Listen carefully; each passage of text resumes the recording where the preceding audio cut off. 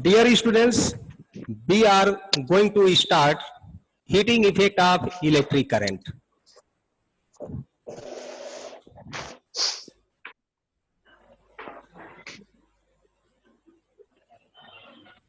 Heating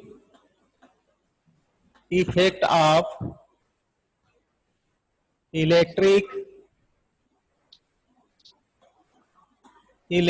current.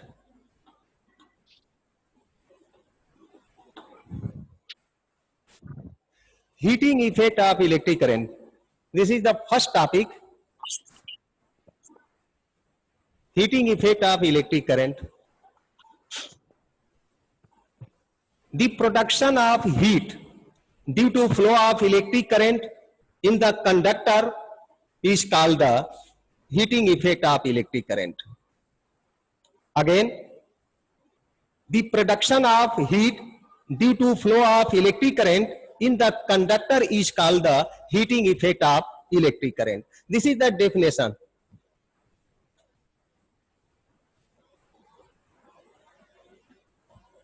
The production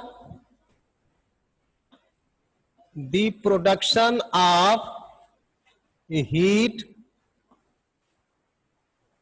due to flow of electric current is called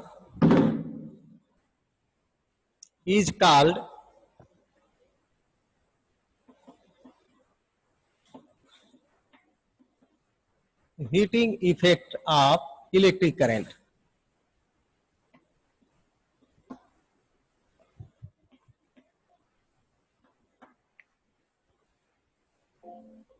The production of heat due to flow of electric current is called the heating effect of electric current. Question ये उठता है कि what is the cause of production of heat. किसी wire में electric current flow कराने पर जो heat produce होता है उसका काज क्या है, तो हम डिस्कस करेंगे. We are going to discuss the cause of production of heat in the wire due to flow of electric current.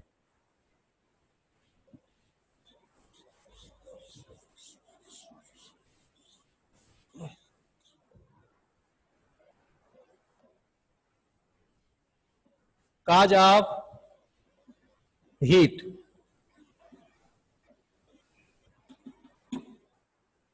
Cause of heat. What is the cause of heat produced in the wire due to flow of electric current? क्या इसका काज हो सकता है? तो you know that when a wire is added, suppose that we take a wire,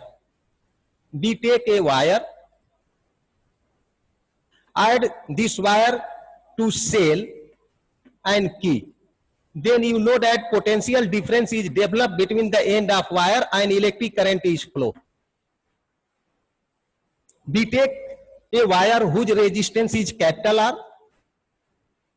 The end point of this wire add to the terminal of a cell, then the electric current flow from the positive terminal to negative terminal.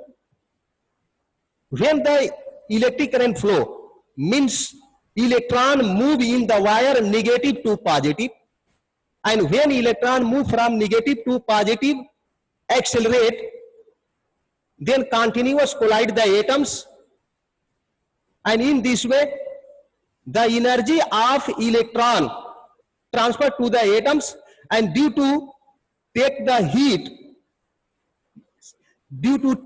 energy from the electron to the atoms vibrate its mean position to and fro, and in this way its energy conserve or transfer into the wire in the form of the heat. मतलब मैंने ये बताया कि अगर एक wire को हम cell के पोलैरिटी से ऐड कर दें, पॉजिटिव निगेटिव टर्मिनल से ऐड कर दें, तो इलेक्ट्रॉन निगेटिव टर्मिनल से इस वायर में मूव करना शुरू करते हैं. जब इलेक्ट्रॉन मूव करते हैं तो इस वायर के अंदर जो एटम्स है उससे कोलाइड करते हैं.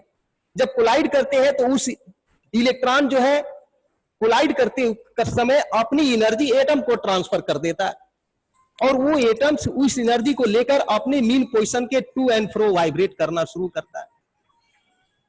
or after some time its vibration going on stop, but that energy conserved in the form of the heat energy. This topic is also explained in this way that when the electron move in the wire from negative to positive, then against the resistance the work is done by electron to move in the wire, that work done conserved in the form of the heat energy. आप ऐसे भी कर सकते हैं simple word में कि जब wire में इलेक्ट्रॉन मूव करते हैं तो उन इलेक्ट्रॉनों का वायर के द्वारा ऑब्स्टेकल होता है जिसे हम रेजिस्टेंस कहते हैं, और उसके अगेंस्ट इलेक्ट्रॉन को मूव करने के लिए वर्क करना पड़ता है, और जो इलेक्ट्रॉन इस वायर में मूव करने के लिए वर्क करते हैं वो वर्क ही हीट एनर्जी के रूप में कंजर्व हो जाता है. तो this is the cause of heat. This is the cause of heat produce in the wire due to flow of electric current. आवाज क्लियर पहुंच रही है स्टूडेंट्स? Yes sir. ठीक है. Yes sir. तो एक बार हम अगेन इसको रिवाइज कर दे रहे हैं कि जब एक वायर को हम सेल और बैटरी से ऐड कर देते हैं तो इलेक्ट्रॉन उस वायर के अंदर एक्सेलरेटेड हो जाते हैं, और एक्सेलरेटेड होते समय वो कॉन्टिन्यूअस जो है एटम से कोलाइड करते हैं, जिससे उसकी एनर्जी जो है डिक्रीज होती है, और वो डिक्रीज एनर्जी हीट एनर्जी के रूप में चेंज हो जाती है. लेकिन आपको एक लाइन में डेफिनेशन अगर कोई पूछता है तो आप बताइए कि when the electron move in the wire, then against the resistance the work is done, that work done conserve into the heat energy. This is the cause of heat. ये है cause of heat. हाँ hello.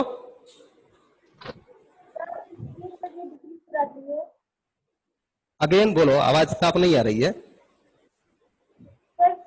Energy जो है decrease हो जाती है. ऐसा है कि जब इलेक्ट्रॉन वायर में मूव करता है, ठीक है ना, इलेक्ट्रॉन मूव करने का मतलब समझ ही रहे हैं कि electron negative to positive wire में मूव करता है.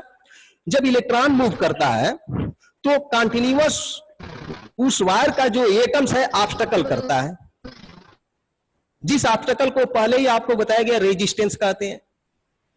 तो उस ऑब्स्टेकल के अगेंस्ट इलेक्ट्रॉन को मूव करने में वर्क करना पड़ता है, और जो इलेक्ट्रॉन वर्क करता है वो वर्क एनर्जी के रूप में, हीट एनर्जी के रूप में कंजर्व हो जाता है. ये आपको बताया गया. इसी टॉपिक को मैंने इसके पहले इस तरह से समझाया था कि अगर कोई इलेक्ट्रॉन अगर एक्सेलरेट होता है वायर के अंदर तो उसकी वेलोसिटी गोइंग ऑन इंक्रीजेज, मतलब उसके स्पीड जो होता है गोइंग ऑन इंक्रीजेज नहीं होता है, बल्कि उसका स्पीड जो होता है कांस्टेंट हो जाता है, जो ड्रिफ्ट वेलोसिटी पर जाकर रुक जाता है. तो फिर एक्सेलरेटेड वेलोसिटी कहां जा रही है? तो वही एक्सेलरेटेड वेलोसिटी जो है इलेक्ट्रॉन का एटम से कोलाइड होने पर वो काइनेटिक एनर्जी के रूप में एटम को ट्रांसफर हो जाता है, और वो एटम इलेक्ट्रॉन की एनर्जी को लेकर के अपनी मीन पोजीशन के टू एंड फ्रो वाइब्रेट करना शुरू करता है, और आफ्टर सम टाइम उसके वाइब्रेशन तो स्टॉप हो जाते हैं, लेकिन वो आपका एनर्जी जो है हीट एनर्जी में कंजर्व हो जाती है, क्योंकि आप जानते हो कि energy can neither be created nor be destroyed. पहुंच रही है आवाज क्लियर? ठीक है. और इलेक्ट्रिक फोर्स के अगेंस्ट जो वर्क होता है वो कंजर्वेटिव होता है, ये भी तो एक हम लोग बोल सकते हैं. हाँ, ऐसा है कि इलेक्ट्रॉन हमेशा इलेक्ट्रिक फील्ड के अपोजिट मूव करते हैं. हमेशा इलेक्ट्रॉन जो है वायर में जब हम सेल से ऐड करते हैं तो आपका एक्सटर्नल इलेक्ट्रिक फील्ड ये होगा, तो इलेक्ट्रॉन जो होते हैं वो इस इलेक्ट्रिक फील्ड के अगेंस्ट मूव करते हैं, और अगेंस्ट मूव करते हैं तो जो एटम्स होता है वो इसका ऑब्स्टेकल करता है, और उस ऑब्स्टेकल के अगेंस्ट इसको मूव करने में वर्क करना पड़ता है. That work conserve in the form of the heat energy. वो आपका हीट एनर्जी में कंजर्व हो जाता है. समझ में आया? Yes sir. ठीक है. ओके. Next topic.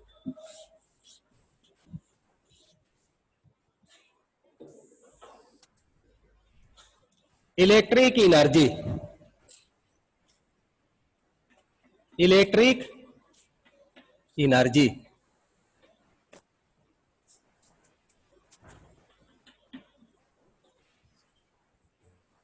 अब क्वेश्चन ये उठता है कि इलेक्ट्रिक एनर्जी क्या है. सपोज कर लीजिए कि हमने एक वायर ले लिया,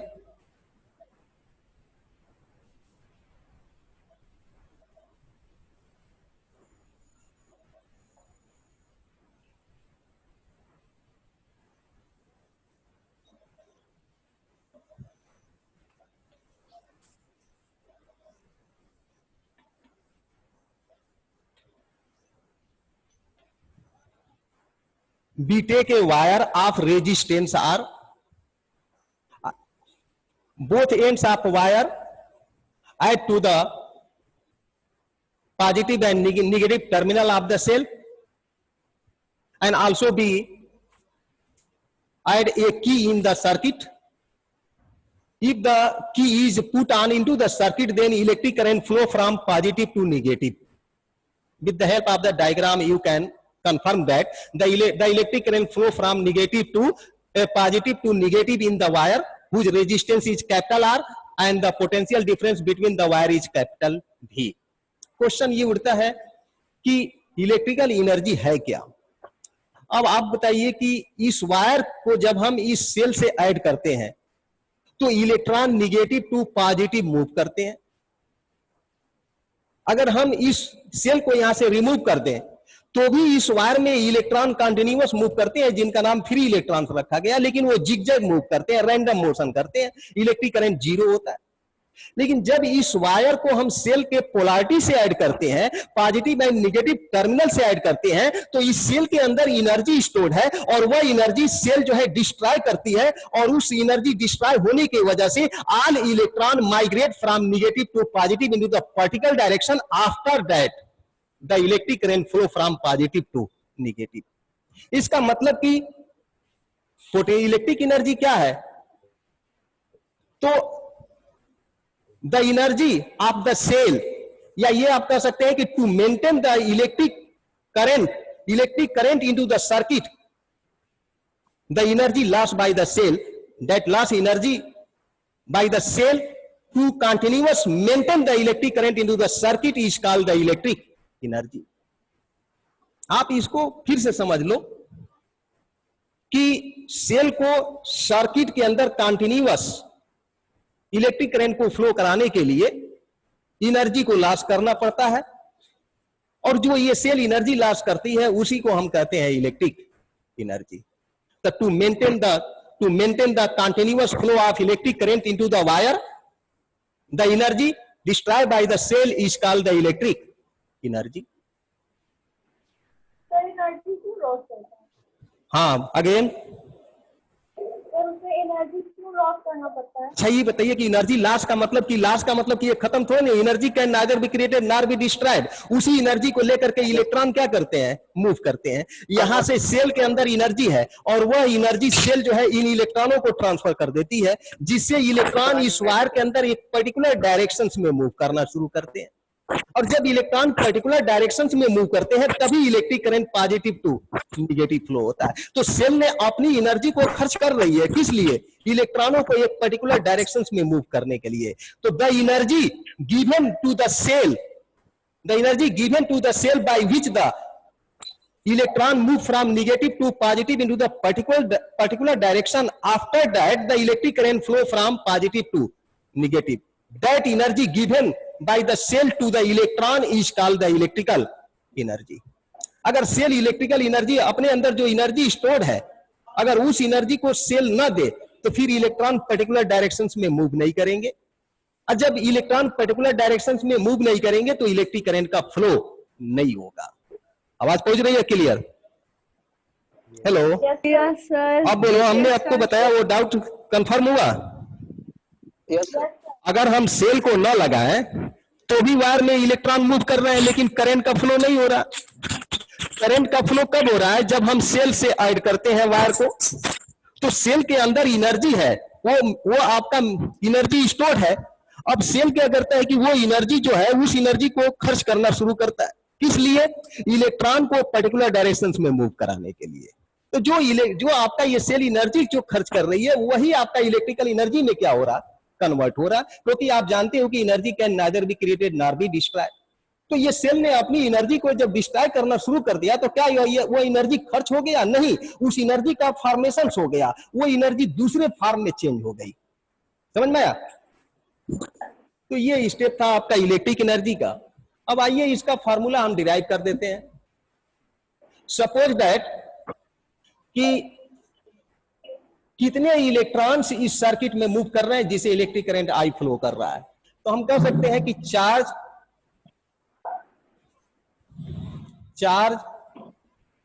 flow in time T, in time T, T time में कितने चार्ज फ्लो कर रहे हैं, तो Q is equal to I into T. And according to definition of potential difference, according to the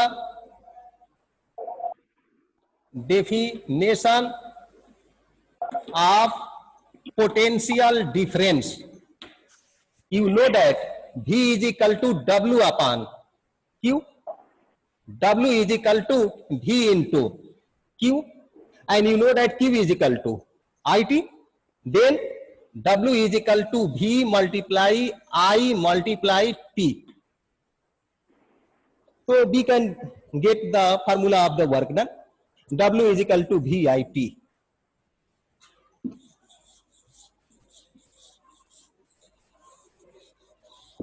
Sir, And according sir, to the definition of heat energy, you know that to move the electron into the wire against the resistance, the work is done. That work done is conserved in the form of the heat energy. So this work done first convert in the form of the electric energy, and electric energy convert in the form of the heat energy. sir, हाँ, sir ये जो potential difference हमारे wires के दो ends के बीच में generate होगा जब हम सेल को ऐड करेंगे, हाँ, हाँ, तो ये उसी पोटेंशियल डिफरेंस के बराबर होगा जितने के पोटेंशियल डिफरेंस का हम सेल लेंगे ना। ये ऐसा है कि 1 मिनट, अगर जो वायर के बीच का जो पोटेंशियल डिफरेंस है, तो अगर सपोज कर लो कि अगर एक हमने सेल लिया है, अगर उसको हमने सर्किट में ऐड नहीं किया है, तो उस समय सेल का जो पोटेंशियल डिफरेंस होगा वो सेल के इलेक्ट्रोमोटिव फोर्स के बराबर होगा। लेकिन जब सेल से करंट का फ्लो स्टार्ट हो जाएगा, तो उस समय पोटेंशियल डिफरेंस कभी भी सेल के इलेक्ट्रोमोटिव फोर्स के इक्वल नहीं होगा। समझ में आया?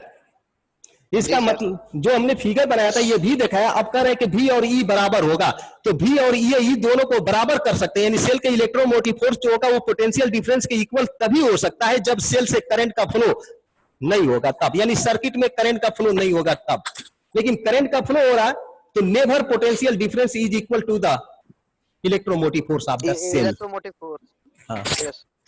तो again W is equal to VIT, this work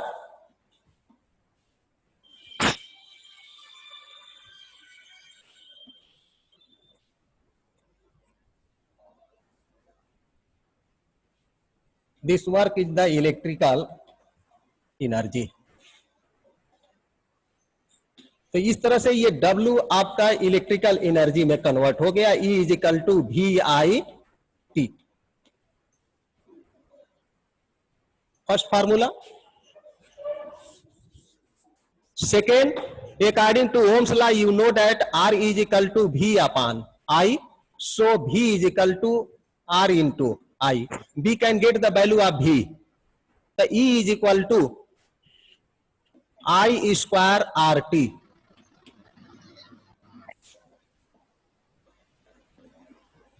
This is the second form of the electric energy.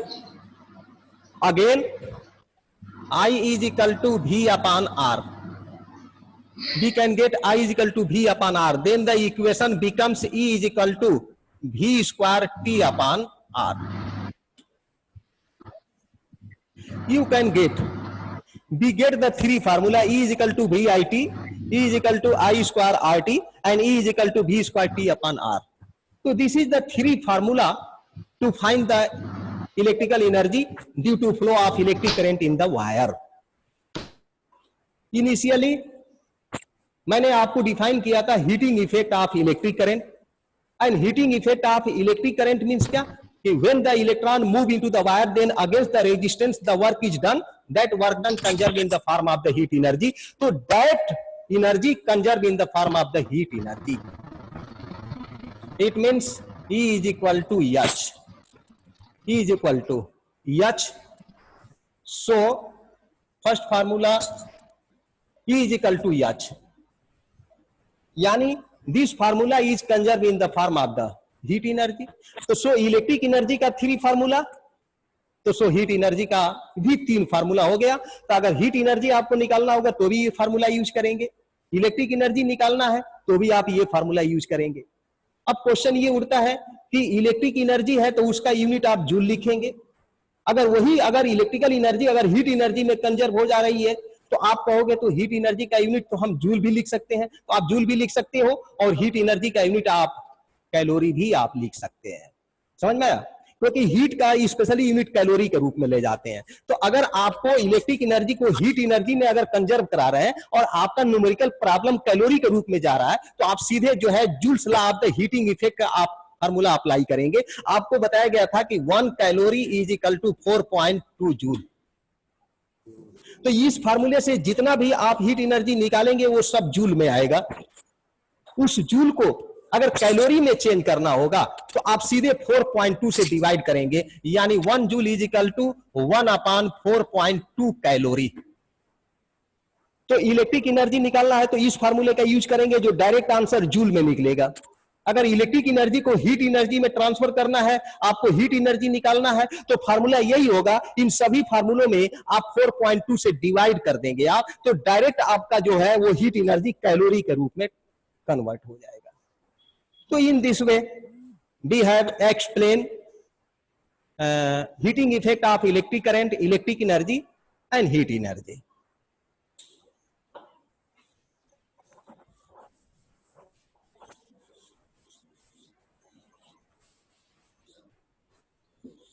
Next topic,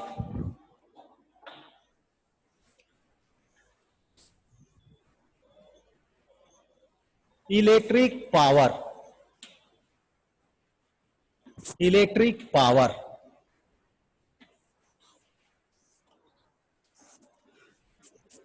आपको मालूम है कि अगर कोई भी एपरेटस है उसमें अगर इलेक्ट्रिक करंट को हम फ्लो करा देते हैं तो उस एपरेटस के अंदर जो रेजिस्ट होता है, जो रेजिस्टेंस होता है, जो ऑब्स्टेकल होता है, उसके अगेंस्ट जो इलेक्ट्रिक एनर्जी होती है वो हीट एनर्जी में कंजर्व होती है। तो हम पावर को कर सकते हैं, इलेक्ट्रिक पावर को डिफाइन करना है तो आप कर सकते हो कि the rate of consumption of electric energy into heat energy by the appliance is called the electric power. Again, the rate of consumption of electric energy into heat energy is called the electric power. It's formula P is equal to W upon T. W is equal to VI T upon T. T से T cancels, so P is equal to V into I. तो ये है power का formula, P is equal to V into I। इस फार्मूले में आप Ohm's law use कर देंगे आप, तो आप जानते हैं कि V is equal to IR, तो V की जगह IR अगर पुट कर देंगे तो ये हो जाएगा I स्क्वायर R। तो पावर का ये भी फार्मूला हो गया। हम चाहेंगे तो यहां से I is equal to V upon R अगर इसमें पुट कर दे तो पावर का ये फार्मूला हो जाएगा V स्क्वायर अपान R। आपने देखा कि पावर का definition, the rate of consumption of electric energy into heat energy by the appliance is called the electric power. Its formula P is equal to W upon T. You know that W is equal to VIT upon T. T cancel, so P is equal to V into I. According to Ohm's law, you know that V is equal to IR. We put the value of V into this equation, so we can get P is equal to I square R. Also, I is equal to V upon R. We can put the value I is equal to V upon R. Then the formula of the power P is equal to V square by R. तो आपने देखा कि power निकालने का आपके सामने 3 formula मैंने दिया। आप पावर इससे भी निकाल सकते हैं, इससे भी निकाल सकते हैं, इससे भी निकाल सकते हैं, इससे भी निकाल सकते हैं। अब अकॉर्डिंग टू आपका न्यूमेरिकल प्रॉब्लम पर यह सेट करना होगा कि कौन सा फार्मूला हम कहां यूज करें।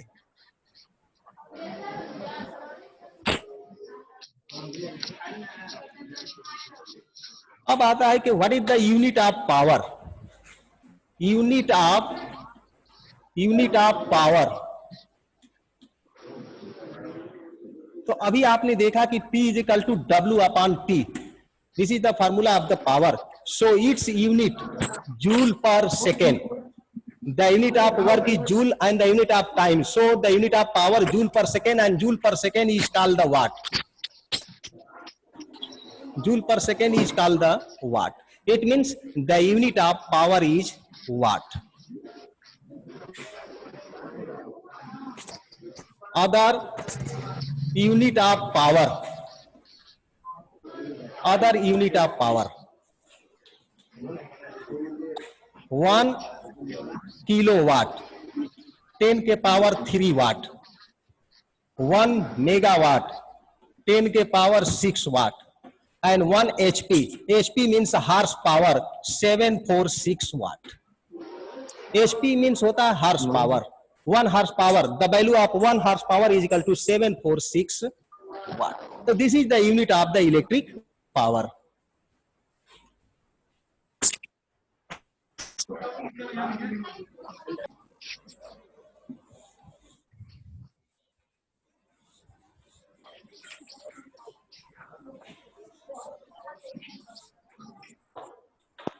सर KWH भी बता दीजिए। KWH sir, kilowatt hour. Kilo बता रहे हैं, आपको घबराने की जरूरत नहीं है। ठीक है, बता रहे हैं, आप लिसन करते जाओ। हाँ, आप ध्यान से सुनिए। Horse power 1 HP, H means horse, P means power. 1 horse power is equal to 746 watt होता है। 746 वाट। अगेन एक बार आप देख लीजिए। 1 HP, H को हार्स रीडिंग करते हैं, P को पावर कहते हैं। 1 हार्स पावर का मतलब कि 746 वाट। और अभी आपने पढ़ा है कि 746 वाट को हम जूल अपॉन सेकेंड लिख सकते हैं। इसका मतलब कि जितने भी इलेक्ट्रिक मोटर है, सपोज कर लीजिए कि 1 हार्स पावर का अगर मोटर है, तो इसका मतलब कि 746 जूल पर सेकेंड, यानी वो मोटर 1 सेकेंड में 746 जूल वर्क करेगा। समझ में आया?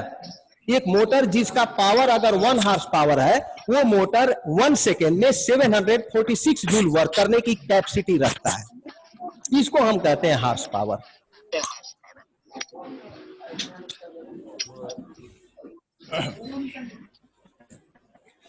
Next topic,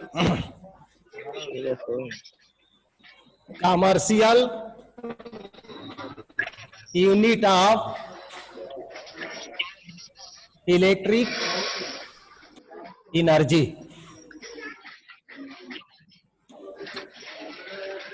commercial unit of electric energy. Listen,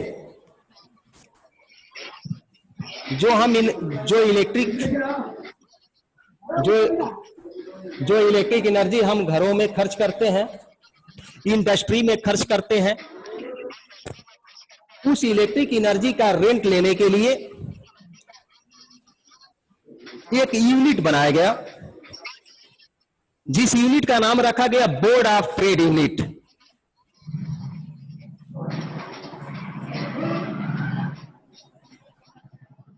BOTU। Listen, commercial unit of electric energy, BOTU, board of trade unit. Board of trade unit, यह है कमर्शियल यूनिट, जिसको शॉर्ट में unit लिखा जाता है। जैसे आपने देखा होगा कि आपके घर जो है इलेक्ट्रिक बिजली का जो बिल आता है, उस पर लिखा होता है कि इतना यूनिट आपने बिजली खर्च किया है, और पर यूनिट के हिसाब से गवर्नमेंट जो है रेंट लेती है कि 1 यूनिट अगर बिजली आप खर्च करेंगे तो इतना रुपया लेंगे। तो रियल में commercial unit of electric energy, जो बोर्ड ऑफ ट्रेड यूनिट, जिसको शॉर्ट में यूनिट कहते हैं, वो है आपका किलोवाट आवर। तो इसका मतलब है kilowatt hour is the commercial unit of electric energy. What is the commercial unit of electric energy? Kilowatt hour, जिसको शॉर्ट में हम BOTU यानी बोर्ड ऑफ ट्रेड यूनिट भी कहते हैं। अब ये क्वेश्चन उठता है कि किलोवाट क्या है, इस पर डिस्कस करना है। तो मैंने बताया कि commercial unit of electric energy को हम किलोवाट से मेजर करते हैं, यानी kilowatt hour is the commercial unit of electric energy, and that is also called the board of trade unit, and in short form it is also called the unit. तो question arise होता है कि what is the value of 1 kilowatt our. 1 kilowatt our suppose कर लीजिए कि इसको define करने के लिए आपको कहे कोई, तो हम इसको ऐसे डिफाइन कर रहे हैं, ध्यान से देखिए।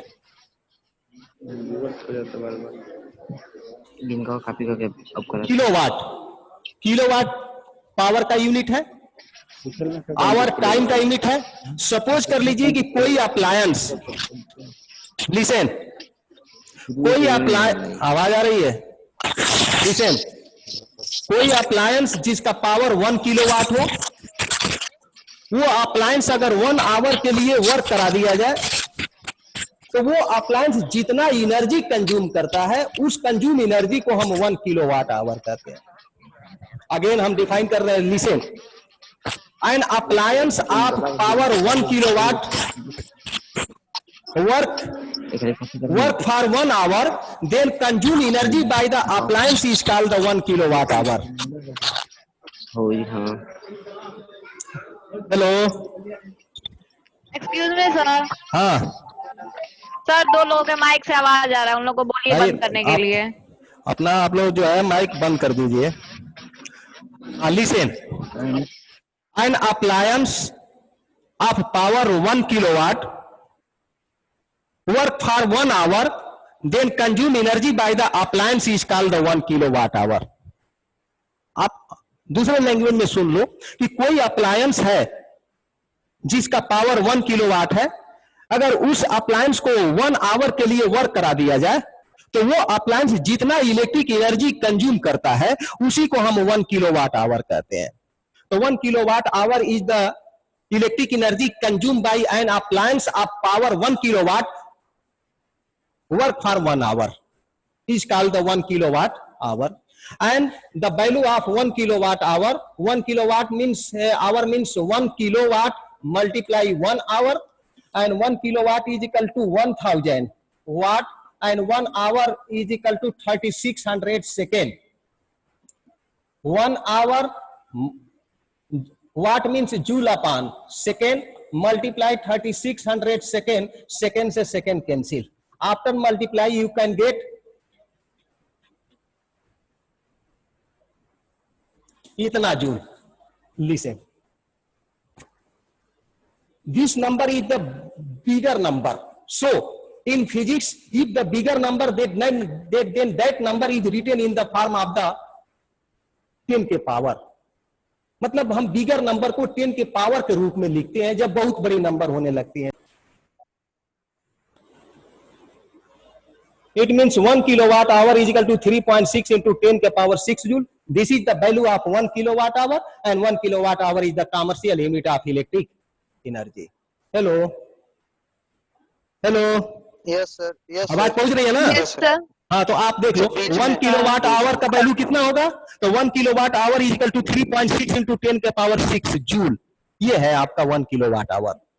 आप देख लो इसमें कैसे मैंने डेसिमल लगाया है, यहां से देखो 1 2 3 4 5 6 डिजिट पर हमने डेसिमल लगाया, इसलिए हमने 10 के पावर 6 से मल्टीप्लाई किया है। और याद रखना कि 10 के पावर के रूप में लिखने का ये रूल है कि हमेशा डेसिमल के पहले 1 डिजिट होना चाहिए। ओके, तो ये था commercial unit of electric energy. चलो लास्ट एक क्वेश्चन, टाइम बहुत कम है। तो सपोज कर लो कि आप मार्केट जाते हो, आप मार्केट से आप एक इलेक्ट्रिक बल्ब खरीदो, उस इलेक्ट्रिक बल्ब पर लिखा रहता है, फ्रीक्वेंटली आपने देखा होगा 200 100 watt 220 volts. An electric bulb written on it 100 watt 220 volt. What is the meaning? What is the meaning written on the electric bulb 100 watt 220 volts? इसको देखना है, क्या इसका मीनिंग है? आप लिसन ध्यान से सुनो। 100 वाट पावर का यूनिट है, वोल्ट आप समझ रहे हो, इसका मतलब कि कोई अप्लायंस को हम 220 वोल्ट सोर्स से ऐड कर दे तो वो अप्लायंस 1 सेकेंड में 100 जूल वर्क करेगा। यानी बल्ब की बात करते हैं तो अगर बल्ब को 220 वोल्ट से हम अगर कनेक्शन कर दें तो वो बल्ब 1 सेकेंड में 100 जूल इलेक्ट्रिक एनर्जी को हीट एनर्जी में क्या कर देगा, आपका ट्रांसफर करेगा। तो this is the meaning of the 100 watt 220 volt that is written on the electric bulb. Again एक बार कि if the electric bulb add to the source 220 volt, then bulb consume the electric energy into heat energy per second 100 joule. Excuse me sir. हाँ again sir इसका कोई नाम का है, कोई सर डिस्टर्ब कर रहा है सर। कौन है आप बताओ ना, आवाज ना करो आप लोग। एक बार विशाल गुप्ता नेम का कोई है, वो विशाल डिस्टर्ब गुप्ता? कर रहा है। विशाल गुप्ता, चलो एक बार लास्ट आप देख लो ये स्टेप। मैंने आपको बताया कि an electric bulb on which written 220 volt 100 watt, इसका मतलब क्या हुआ? तो इसका मीनिंग आपको हम बता रहे हैं कि when an electric bulb add to the source 220 volt, then bulb consume 100 joule electric energy into heat energy per second. This is the meaning written on the bulb 100 watt 220 volt.